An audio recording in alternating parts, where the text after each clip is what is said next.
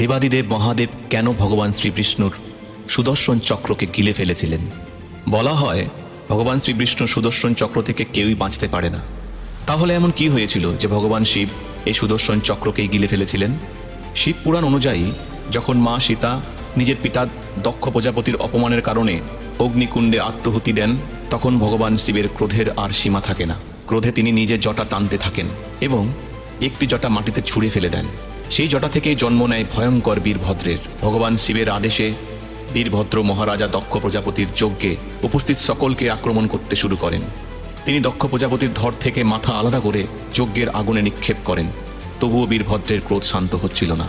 তখন বিশ্বকে প্রলয়ের হাত থেকে রক্ষা করতে ভগবান বিষ্ণু বীরভদ্রের দিকে তার সুদর্শন চক্র নিক্ষেপ করেন, কিন্তু বীরভদ্র সেই চক্রটিকেই গিলে ফেলেন। এই দৃশ্য দেখে শ্রী বিষ্ণু ও ব্রহ্মা চিন্তায় পড়ে যান।